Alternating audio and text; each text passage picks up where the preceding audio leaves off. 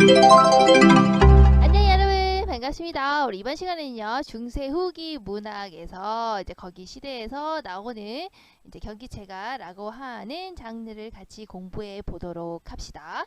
자, 그러면 교과서는요 201페이지를 펼치시고 같이 따라오세요. 자, 그러면 경기체가하고 한림별거 같이 공부해 보도록 합시다. 페이지는 201페이지를 펼치시면 경기체가에 대해서 여기가 나오겠죠.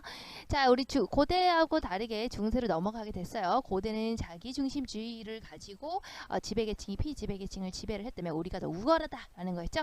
자, 중세로 오게 되면서요 보편주의에 입각해서 지배를 하게 돼요. 우리 너와 나는 같은 문명권이다, 같은 것이다 라는 식으로 이제 논리를 펴게 되죠. 그런데 그건 지배 원리였어요.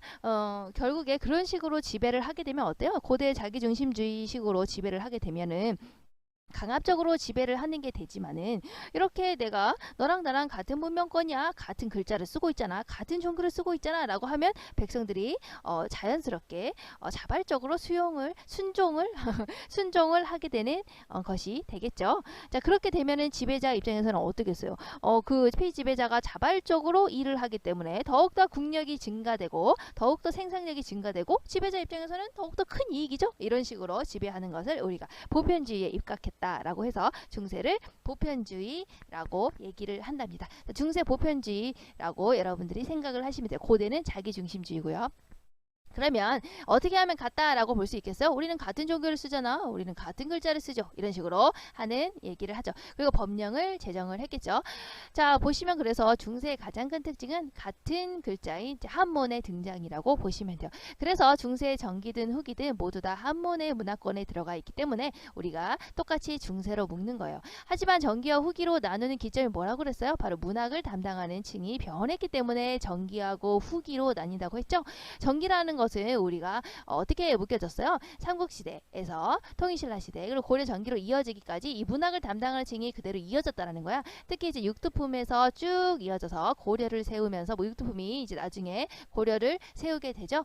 그러면서 어때요? 문벌 귀족이라고 하는 고려의 최고위층이 형성이 되는 거죠. 지배층이 되는 거예요.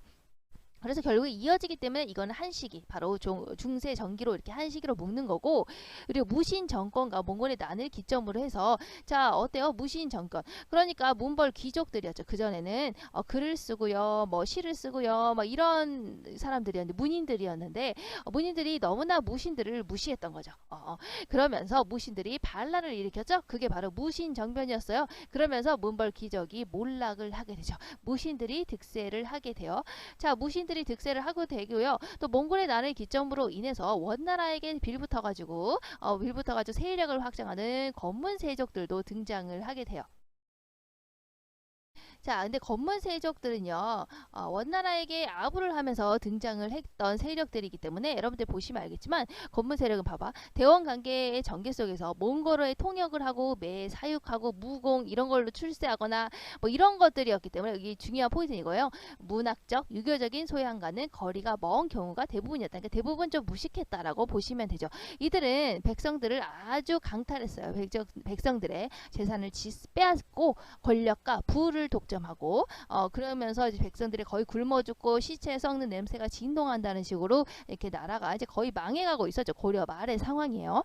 자, 그럴 때 이제 바로 신진 사대부들이 등장을 하게 된 겁니다. 신진 사대부들은요, 바로 고려 말에 이제 성리학을 공부하면서 온 유학자들이었어요. 그래서 건민세족을 반대를 했죠. 그래서 여기 잘 정리가 되어 있더라고요. 보니까 신진 사대부들은 결국에 이제 검문 세력들을 비판하면서 나온 사회 개혁 세력이라고 보시면 됩니다. 그래서 이들이요, 결국에 나중에 신진 사대부들이 물론 파가 여러 개로 나뉘게 되죠. 이제 조선을 건국하는 과정에서 신진 사대부들이 나눠지는데요. 나는 고려를 따를 것이다. 그래도 하는 신진 사대부 파가 있었고 바로 정몽주 파죠. 그리고 아니다, 나는 조선을 세울 것이다, 개혁을 해야 된다 하는 종도전 파로 나뉘게 돼요.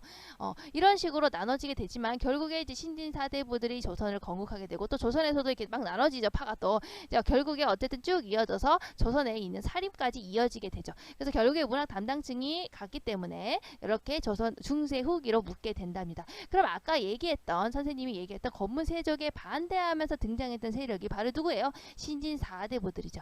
자, 그러면 밑으로 쭉쭉쭉쭉쭉 내려가서 쭉쭉쭉 내려가서 우리 다음 페이지구나. 다음 페이지로 넘어가 봅시다.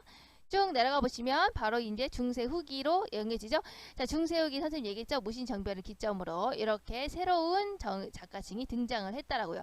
그 작가층 아까 얘기했죠. 건문세적에 반대하는 바로 누구였어요? 신흥사대부, 신진사대부들을 말하는 겁니다. 자, 신진사대부들이 만들었던 장르가요. 바로 경기체가라고 하는 거예요. 선생님이 준 프린트 있죠. 그 프린트를 한번 같이 볼까요? 자, 프린트를 보면서 설명을 들어보도록 합시다. 자, 경기체가 나왔죠. 신흥사대부 선생님 얘기했죠. 건문세적에 이제 반발하면서 등장한 세력, 신진사대부, 신흥사대부 똑같아요. 등장함과 함께 나타나서 중세 후기 지속적으로 창작이 되었다. 특히 이제 신진사대부의 자신들이 얼마나 뛰어나는지를 자랑하기 위해서 만들어낸 갈래라고 보시면 돼요. 건문세적들이 아까 보면 알겠지만 좀 약간 좀 좋게 말하면 약간 좀 무식했다고 그랬잖아요. 그렇게 많이 공부를 하지 않았기 때문에. 근데 반대로 신진사대부, 신흥사대부들은요, 과거 시험을 봐서 등장을 했기 때문에 공부를 많이 했더라고요. 그러니까 자신들이 얼마나 뛰어나다고 생각을 했겠어요? 우리 공부 많이 했어. 우리 대단하지 않아? 이런 것들을 자랑하기 위해서 나타났다. 이렇게 생각하시면 될 것 같아요. 특징이 있는데요. 삼원보의 형식을 가지고 있어요. 그래서 여러분들 이거 보시면 알겠지만 이제 고려가요하고 좀 형식적인 특징이 비슷하답니다. 고려가요 형식적인 특징이 뭐예요? 바로 3분 후라고 암기를 하죠. 3분 후 이렇게 암기를 한답니다. 그래서 고려가요 같은 경우는 이제 평민들이 불렀던 노래인데요. 형식적인 특징이 바로 이제 경기체가하고 비슷해요. 경기체하고 동일하게 삼원보의 형식을 지니고 있고요. 3번 뛴다는 거죠. 그리고 분연체, 연을 나눈다는 거죠. 그리고 후렴구가 있다라는 특징이 있어요. 그래서 고려가요하고 비슷한 특징을 가지고 있는데요. 큰 차이점이 뭐냐면 바로 신진사대부들이 불렀다는 거죠. 즉 귀족이 불렀다라는 게 바로 고려가요와의 차이점이라고 볼 수가 있어요. 그리고 이제 전대절, 후소절 이렇게 얘기를 하는데요. 우리가 보면 알겠지만 경기체가 같은 경우에는 쭉 가다가 위경기 어떠하니 있고 하고 또 이렇게 나눠지거든요. 그래서 위경기 하니 있고를 포함한 여기까지 1행에서 4행까지가 길잖아요. 그래서 큰 대자 써가지고 큰 구절이다 해서 전대절, 그 밑에는 작죠? 보면 그래서 작다라고 해서 우리가 후소절, 짧은 구절이다, 적은 구절이다 이렇게 해서 후소절이라고 한답니다. 형식적인 특징이니까 알아두도록 합시다. 그리고 이제 경기체가는요, 교술 갈래에 속한다라고 볼 수가 있어요. 우리가 갈래를 크게 이제 4등분으로 나누는데요. 서정, 그리고 서사, 그리고 그리고 교술 이렇게 나뉘어요. 이렇게 크게 4부분으로 나뉘고요. 이 4부분으로 크게 나눈 다음에 얘네들이 이제 구체적인 시대 속에서 어떻게 가느냐 이렇게 보는 거지. 이제 서정 갈래는요, 정서를 표현한 거예요. 대표적인 거 우리가 이제 시를 생각하시면 되고요. 서사 같은 경우는 소설 같은 거, 이야기를 생각하시면 됩니다. 우리가 극 같은 경우에는 희곡 작품 아시죠? 희곡 작품 생각하시면 이해하시기 편할 것 같아요. 그래서 이 서정 갈래 같은 경우에 자신의 감정을 표현한 거잖아요. 그렇다 보니까 뭐 신라 시대에는 자신의 감정을 표현한 뭐 향가라든가 아니면 한시라든가 이런 식으로 되는 거죠. 그리고 이제 우리가 저기 조선으로 가게 되면 뭐 시조라든가 이런 식으로 이어지게 되는 거죠. 아시겠죠? 큰 갈래로 한번 이렇게 쫙쫙 나눈 다음에 그게 이제 시대별로 세부 갈래로 나눠지게 되는 거예요. 그래서 큰 갈래로 봤을 때 교술 갈래에 속한다라고 보는 거죠. 서정은 시고요. 이제 시로 대표되는 거고 정서를 표현하는 거. 서사는 이야기라고 생각하시면 되고 그건 이제 희곡 갈래, 연극 같은 거 생각하시면 되고 이 세 가지를 제외한 나머지가 다 교술 갈래라고 표현하시면 됩니다. 그래서 교술 갈래 같은 경우에는 사실은 이 얘네들을 뺀 나머지이기 때문에 굉장히 많은 엄청 넓은 범주를 설명하고 있어요. 그래서 교술 갈래에 대해서는 이렇다 한 정의가 딱 맞아 떨어지기가 어려울 거예요. 왜냐하면요, 이 세 가지를 제외한 나머지가 얼마나 많겠어요. 그러니까 교술 갈래 특징이 굉장히 다양하다라고 보시면 되죠. 이제 교술 갈래는 특히 이제 표현을 할 때 우리가 조금 유식하게 이제 서정과 짝을 이뤄서 얘기를 하는데요. 여기 선생님 써놨죠. 자의 세계화다. 굉장히 어렵게 써놨죠. 자, 서정 갈래 같은 경우에는 반대예요. 세계의 자아라고 얘기를 한답니다. 아까 선생님이 얘기를 했지만 우리가 서정 갈래는 뭐라 그랬어요? 자신의 감정, 정서를 표현한다고 했죠. 자, 우리가 자아라는 것은 그냥 나 자신이라고 생각하시면 돼요. 나를 둘러싸고 있는 모든 환경을 세계라고 생각하시면 된답니다. 근데 서정 갈래는 어때요? 자신의 감정을 표현하는 거죠. 둘러싸고 있는 이 세계를 내 감정 속으로 쏙 들어오게 해서 표현하는 거잖아요. 그래서 서정 갈래는 세계의 자아라고 얘기를 하는 거예요. 자, 그렇지만 교술은 이거하고 짝을 이뤄서 반대예요. 자아를 세계 속에다가 집어넣는다라고 표현을 한답니다. 자, 여러분들이 나중에 이제 경기체가 즉 한림벽을 공부하면 아시겠지만요. 한림벽을 보시면 유명한 사람들이 여기다 쫙 나열을 해요. 나열을 하고 나서요. 뭐라고 하면요. 요 세계 속에 나도 이 경치가 어떠하냐, 나도 이 속에 들어가 있다, 이렇게 표현을 하거든요. 그래서 아주 유명한 사람들 즉 세계들을 나열을 하고요. 그 안에 나도 여기에 포함되지 라고 표현했으니까 그렇죠. 그러니까 자아가 세계 속에 포함이 된 거죠. 그래서 교술갈래에 들어간다라고 보실 수가 있는 겁니다. 교술갈래는 이렇게 나열을 해서 자기 안에 이 자아가 쏙 들어간다 라고 표현을 해서 자아의 세계화라고 이제 갈래를 나눌 때, 큰 범주로 나눌 때 이렇게 얘기를 하고요. 경기체가가 대표적인 갈래라고 보시면 돼요. 그리고 이제 뒤에 보시면 이제 가사 작품도 교술 갈래에 속한다라고 얘기를 하거든요.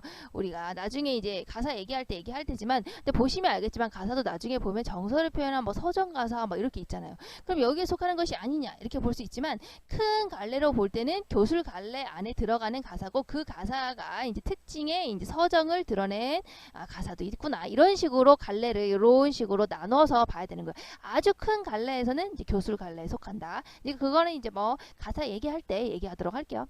어쨌든 신진사대부의 등장과 함께 나타났고요. 저 중세 후기 지속적으로 창작됐다. 그런데 이제 여러분들이 보시면 알겠지만 너무 자기 자랑만 나열을 하고 있어요. 신진사대부 내가 너무 뛰어나지 뭐 이런 식으로 얘기를 하고 있기 때문에 결국에 조선시대에 들어서서는 갈래 자체가 아예 없어지고야 만답니다. 작품도요. 제일 이제 전형적인 작품이, 경기체가 아주 전형적인 작품이 한림별곡이기 때문에 이제 한림별곡을 공부하는 것 뿐이지 그 작품이 뛰어나서 뭐 그런 건 아니다. 그래서 조선시대 오면은 이제 이렇게 너무 자기 자랑만 하고 신진사대부들만 불렀던 노래다 보니 결국에 폐쇄적이죠. 갈래가 너무 누구나 부를 수 있어야 오래 갈 거 아니에요. 그러다 보니 생명력이 아주 짧아서요. 조선시대에 와서는 갈래 자체가 아예 없어지고야 말았답니다. 자기들만의 가시다 보니까 그 향유층 즐기는 사람이 신진사대부밖에 없잖아요. 이거 누가 좋아하겠어요, 이거 이런 노래를. 그러다 보니까 아주 한정돼 있다 보니까 갈래가 사라지게 되었습니다. 조선시대 오게 되면요. 자, 그럼 볼게요. 여기 다 써있죠? 구체적인 사물을 나열하면서 그 사물 안에 지 세계 속에 내가 그 안에 들었다. 이 경치가 어떠하냐. 나도 그 안에 들어가 있지롱 이라고 했으니까 자아의 세계와 이렇게 나열을 하면서 얘기하고 있기 때문에 교술문학 갈래. 교술문학 갈래는 이제 여러분들이 나중에 보면 알겠지만 교술문학 자체가 봐봐요. 교술민요, 경기체가, 악장, 가사, 기행, 비평 등 이런 식으로 아주 많은 범주를 다 포괄을 하고 있어요. 서정 아니고 서사 아니고 극 아닌 그 나머지 것들을 다 포괄을 하다 보니까 굉장히 좀 교술을 설명하는 특징이 아주 다양하다. 이렇게 여러분들 생각을 하시면 될 것 같아요. 그 중에서 이제 뭐 경기체가는 이렇게 사물을 나열하고 있다라는 거, 이제 그런 거를 생각하시면 되겠죠.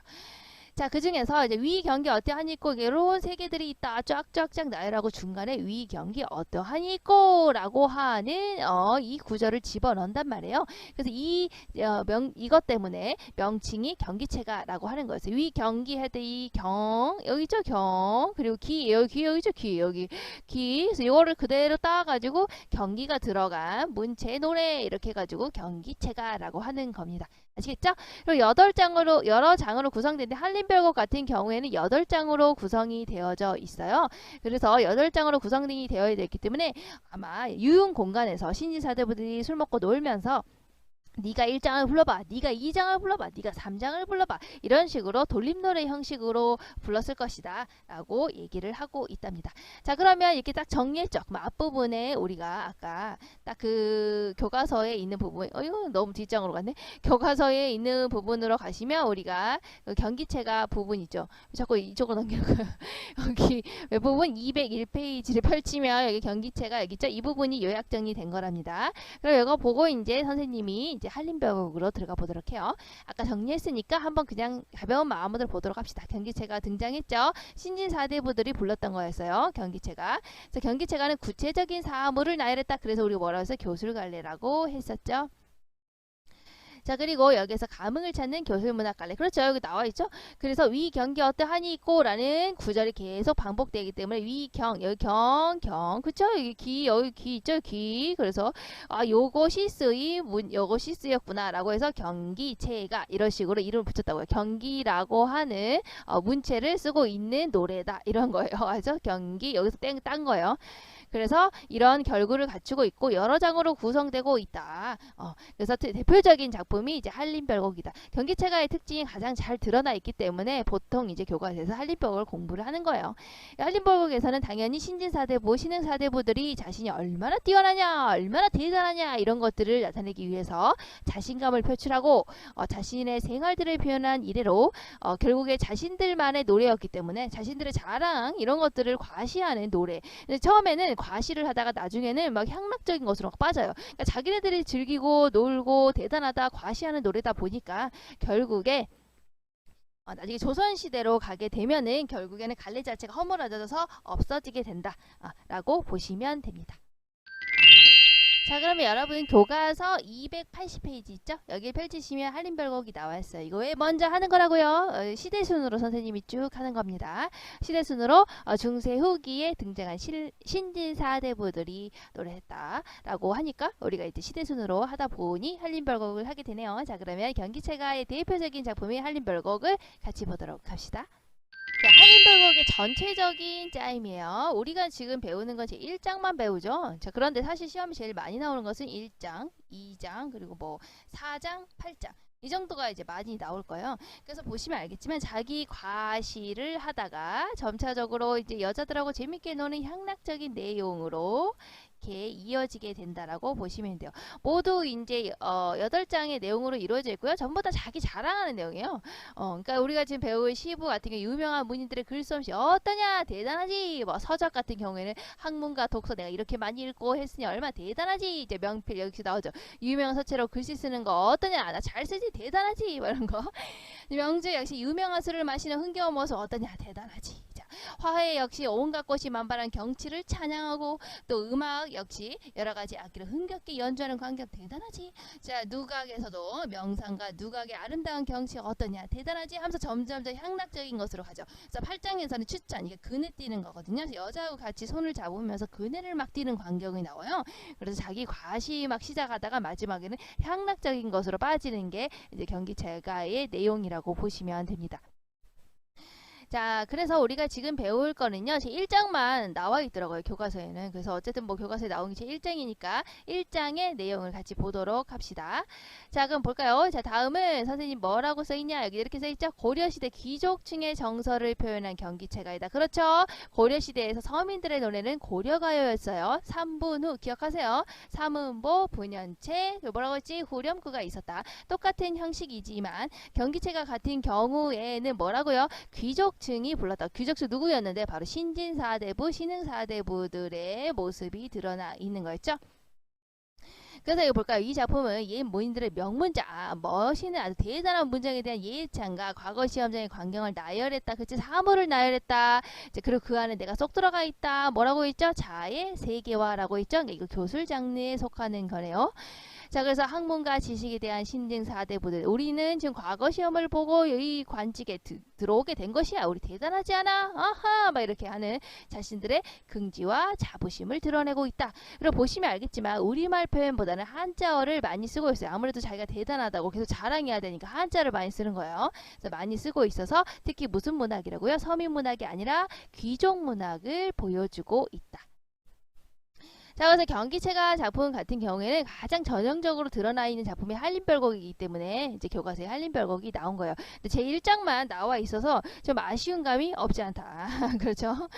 어쨌든 볼게요. 한림별곡 같은 경우에는 이제 여기 한림 제휴라고 적혀 있죠. 이게 사람 이름이 아니고요. 한림은 한림원을 말하는 거예요. 한림원이 어디냐면 이제 이렇게 보시면 여기 한림원 나와 있죠. 한림원 같은 경우에는 자, 고려시대 때 뭐라고 되어 있습니까? 임금의 말 또는 명령을 짓는 일을 관장하던 관청이다. 그러니까 고려 때 이 왕의 명령을 문서로 작성하던 곳 이름이 바로 한림원이에요. 그래서 그런 한림원에 있던 제유 여러 유학자들이란 뜻이에요. 쟤는 여러 제자예요. 그래서 유는 유학자들. 그래서 한림원에서 있는 여러 유학자들이 함께 지었다. 그러니까 선생님이 얘기했죠. 네가 1장 지어봐. 네가 2장 지어봐. 네가 3장 지어봐. 이런 식으로 도립논례식으로 불렀다고요. 이제 그래서 여러 유학자들이 불렀다. 보시면 알겠지만 내용은 진짜 별게 없어요. 이제 유명한 사람들을 잔뜩 나열을 하고요. 나도 그 안에 들어가지. 그러니까 나도 대단하지 않느냐. 이렇게 표현을 하고 있는 겁니다. 그래서 뭐 얘기를 하자면 신지사대부들이 지금 과거 시험을 보고 있는 광경이요. 과거 시험을 쫙 보고 있는데 우리가 너무나 뛰어나다. 이제 그걸 어떻게 표현하냐. 내가 과거 시험을 보려고 옆에 앉았으니까 옆에 앉은 그 신지사대부들이 여기 옆에는 공자고 얘는 맹자고 뭐 이런 식이에요. 아리스토텔레스고 소크라테스고 이런 사람들이 앉아서 글을 쓰고 있더라. 야 나도 이 안에 들어가. 우리 대단하지 않니? 이런 식으로 표현하는 거예요. 이제 그렇게 생각하시면 됩니다. 이제 과거 시험을 우리가 보고 있는데 신인사대부들이 과거 시험을 보고 있는 그 모습이 옆에는 소크라테스가 있고 맹자가 있고 공자가 있고 뭐 이런 식으로 유명한 사람들이 쓰는 것 같더라. 대단하지 않냐? 나도 그 안에 포함되어 있다. 이렇게 자기 과시 자랑 뭐 이러고 있는 내용이에요. 1장을 볼게요. 1장을 보시면 선생님이 아마 여러분들에게 다 이렇게 정리해서 줬을 거예요. 이런 식으로 해가지고 교과서에는 이제 따로따로 있잖아요. 그래서 그거를 선생님이 다 붙여가지고 여러분 줬으니까 다운 받아가지고 여러분들이 이렇게 같이 한번 보시면 좋을 것 같아요. 자 볼까요? 이제 내용은 별게 없어요. 자 원순문 인노시 공료사록이죠. 자 그러면 원순문 이게 뭘까요? 유원순 그러니까 원순 여기 있죠. 여기 원순 유원순이라는 사람의 문장 그러니까 문장을 잘 쓴 사람 이름이 유원순이라는 거예요. 인노시 자 인노시 뭐예요? 이제 이인노라는 사람이 이인노 여기 뒤죠? 요 사람 이름 요 이인노라는 사람이 뭘 잘 썼다는 거야? 시를 잘 썼다는 거야. 그러니까 이인노라는 사람이 쓴 시. 공로 사륵 이 공로라는 사람은 사륵별럼이라는 걸 잘 썼다는 거야. 자 그래서 사륵별럼은 이렇게 짝을 이루면서 쓰는 이제 한자의 그런 글쓰기법이에요. 뭐 그냥 그런 게 있고요. 그래서 어쨌든 사륵별럼을 잘 썼던 이공로 이런 사람들이 내 옆에 쫙쫙쫙쫙 있다. 이제 그 얘기예요. 과거 시험을 보는데 옆에는 유원순이 있고 옆에는 이인로가 있고 옆에는 이공로가 있다. 대단하지 않냐? 우리가 그런 사람들의 급이야. 이제 이런 느낌이에요. 자 이정현 디날림 쌍훈조필 여러분 보시면 역시 이정현 이규보와 진아의 쌍운을 맞춰서 내려간 글. 자 이렇게 이규보와 진아가 쌍운을 맞춰서 잘 써내려간 글을 쓴 것 같이 옆에 다 그런 사람들이 앉아있다 이런 거예요. 그리고 등기대체 광군경이 량경시보 그러니까 보시면 알겠지만 한자를 정말 많이 쓰고 있죠. 근데 내용은 별게 없다는 거. 자 등기대체 이거는 유충기라는 사람이 쓴 대책문. 그러니까 대책문을 잘 쓰는 유충기라는 사람 이렇게 얘기하는 거예요. 그래서 대책문을 여기 다 써있죠. 여러분들 교과서 보면 높은 사람의 물음에 답하는 글을 잘 썼던 유충기. 그리고 강근경이라고 있으니까 바로 김양경의 시부죠. 그러니까 시와 부라고 하는 한시의 체를 잘 썼던 김양경.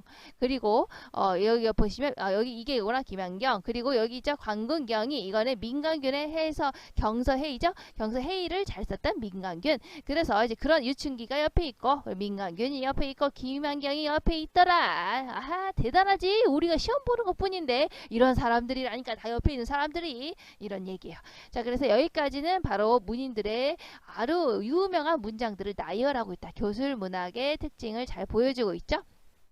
자 그러면서 뭐라고 하고 있습니까?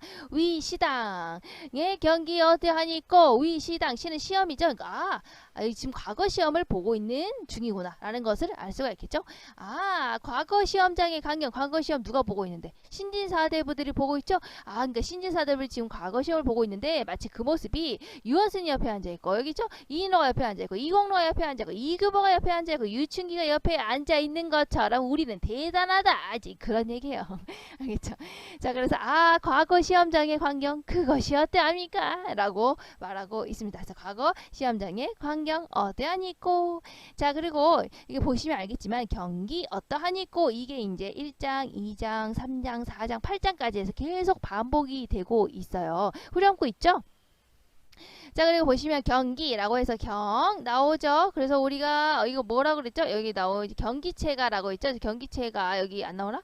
경기체가 이게 경기체가 여기 나오죠. 경기체가. 그래서 경이라는 말 그리고 여기 기 있죠? 기라고 해서 여기 기 그래서 경기체가라는 명칭 명칭이 어디서 나왔다? 바로 여기서 나왔다는 거야. 경기 어떠하니꼬 라는 데서 나왔다라는 거야. 그래서 경기 있죠? 그래서 경 여기서 하면 되는데 기 이렇게 해서 경기라는 글자가 들어간 문체 노래라고 해서 경기체가의 이름을 짓는 근거가 되었다. 이 문장이요. 그래서 당시 신흥 사대부, 신진 사대부들이 자신의 능력이 얼마나 뛰어나 있는지에 대한 자부심을 표현하고 있더라. 그래서 이 부분이 계속 반복되기 때문에 반복법이 쓰였고, 그리고 질문하는 형식이지만 질문을 진짜 하는 게 아니죠. 아, 과거 시험장의 광경 그것이 어떠합니까? 네, 대단하네요. 이렇게 대답하는 게 아니라고 했어요. 이거를 바로 강조하는 거야. 우리는 너무 대단하네요. 이렇게 강조하는 거. 그래서 서리법이 쓰였구나라고 볼 수가 있죠. 그 다음으로 넘어가 볼까요? 역시 별게 없다. 자, 금학사의 옥중문생, 금학사의 옥중문생이라고 돼 있죠. 자, 금학사는 금이라고 돼 있죠. 뭐라고 쓰이니? 당시 무인 정권 안에서 문인들의 우두머리 역할을 한 사람. 자, 당시 금이라고 하는 사람은 이제 과거 시험 출제위원이라고 하시면 돼요. 이 사람이 아카데미를 열었어요. 학원을 연 거죠. 그러니까 얼마나 많은 사람들이 와가지고 거기서 공부를 하고 또 좋은 성적을 거뒀겠어요. 그거예요. 그래서 금학사의 옥수문생. 그래서 이 금이라는 사람, 이 사람의 옥수문생, 이 사람이 배출해낸 사람들. 그 사람들이 어떻다는 거야? 죽순처럼 쭉 늘어선 문화생이라는 거야. 그러니까 그만큼 유명한 사람들이 많이 나왔다는 거야. 죽순처럼 막 이렇게. 그걸 계속 반복하고 있죠. 금학사의 옥수문생, 금학사의 옥수문생. 그러니까 금이가 배출한 죽순까지 쭉 늘어선 제자들, 금이가 배출한 죽순까지 쭉 늘어선 제자들, 유명한 사람들, 대단한 사람들. 그 사람들 속에 누가 들어가 있다고? 내가 들어가 있다고요. 위 날부터 날조차 몇 분이 있고 라고 표현하고 있죠. 아, 나까지 몇 분이나 됩니까? 이 유명한 사람들 중에 나도 쏙 들어가 있습니다. 우리가 저번 시간에 얘기했던 것 중에서 저번 시간이 아니구나. 선생님이 교술 갈래 얘기했던 것 중에서 뭐라고 했어요? 자의 세계화라고 했죠. 자, 이렇게 유명한 사람들 쭉 나열하면서 자인 나도 여기 쏙 들어간다. 그래서 교술 갈래 속한다 라고 얘기를 했었죠. 그러니까 유명한 사람들을 쫙뜩 나라고요. 나도 그 안에 포함되지롱 이런 식으로 표현을 한 거야. 그래서 이 금학사라는 사람 여기 금학사에서 나온 유명한 제자들 속에 나도 들어가지롱. 나도 이렇게 유명한 사람들이지롱. 나도 이렇게 뛰어난 사람들이지롱. 이렇게 표현을 하고 있죠. 그래서 여기서 보시면 몇 분이 있고 역시 진짜 질문하는 게 아니죠. 그러니까 서리법 의문문의 형식을 통해서 강조하고 있는 서리법이 쓰이고 있습니다. 그래서 여기서는 신흥 문벌 신진 사대부들이 얼마나 대단하냐 하는 자만에 대한 의욕과 건세를 나타내고 있습니다. 나도 저 속에 속한 아주 뛰어난 제자다라고 자랑하고 있는 내용이죠. 자, 그럼 마지막으로 정리하고 끝내도록 할게요. 자, 한림원에서 있는 여러 명의 유학자들이 지은 한림별곡이라고 하는 경기체가 노래였어요. 위경기 어떠하니꼬 라는 말이 반복됐기 때문에 위경기해서 경기체가라고 하는 명칭이 나왔다. 자기를 과시하는 거죠. 그래서 마지막에 이제 8장 내용을 보시면 이제 여자와 함께 손잡고 막 그 그네 뛰는 모습이 나와서 풍류적이다. 막 이렇게 할 수 있어요. 귀족적인 귀족 문학이라고 했죠. 아까 신진 사대부들이 불렀던 향락적이다. 나중에 이제 8장 부분에서 좀 많이 드러나 있어요. 풍류적 향락적인 부분은.